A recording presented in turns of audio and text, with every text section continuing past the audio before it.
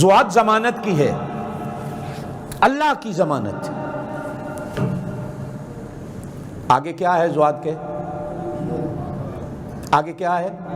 زور سے، الف کس کی ہے؟ بولو اللہ کی۔ الف کس کی ہے؟ الف لام میم کی۔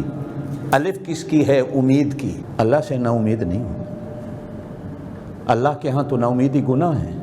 قرآن نے کہا قل، میرا نبی کہہ دے، تو کہہ، اعلان کر، یا عبادی الذین اسرفوا علی انفسہم لا تقنطوا من رحمت اللہ۔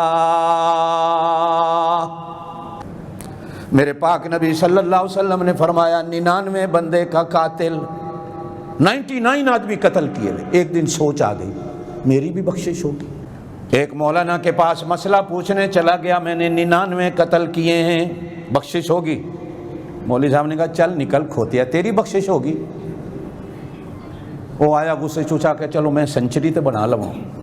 جاوید میاں داد بن گیا، اس نے کہا چلو سنچری تو پوری ہو جائے، مولوی صاحب کی گردن کاٹی 100 پورا۔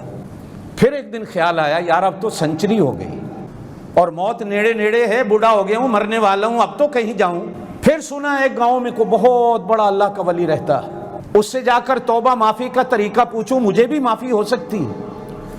ابھی گاؤں کے کنارے پہ پہنچا، مر گیا۔ ابھی گاؤں میں نہیں گیا، کنارے پہ تھا، موت آ گئی۔ میرے پاک نبی صلی اللہ علیہ وسلم نے فرمایا جنت والے فرشتے بھی ایمبولنس لے کے آ گئے، جہنم والے بھی ایمبولنس لے کے آ گئے۔ اب جیسے تھانے والوں کی لڑائیاں ہوتی ہیں، یہ ہماری حدود نہیں، یہ فلاں تھانے کی حدود ہے، یہ ہماری حد نہیں، فلاں تھانے کی حد ہے۔ اب یہ فرشتوں کی دونوں جماعتوں کی لڑائی، جنت والے کہیں ہمارا ہے، جہنم والے کہیں ہمارا ہے، دونوں کھڑے ہیں، کون لے جائے؟ فیصلہ کوئی نہیں ہو رہا۔ اللہ پاک نے حکم دیا اے میرے فرشتوں لڑو نہیں، انچی ٹیپ لے لو، راستہ ناپنے والی چیزیں لے لو اور ناپو کہ توبہ کا دروازہ اس سے کتنا دور رہ گیا تھا۔ اگر گناہ کا سفر دور تو پھر جہنم والے لے جاؤ، اگر توبہ کا دروازہ قریب تو پھر ایسا کرو جنت والے لے جاؤ۔ اب فرشتے ناپنے لگے، جب دیکھا کہ وہ گاؤں تو یہ ہے جہاں یہ توبہ کرنے آ رہا ہے، کتنے گز رہ گیا، کتنے میٹر رہ گیا، ہزاروں میل کا سفر کرایا، ابھی آدھا میل باقی ہے۔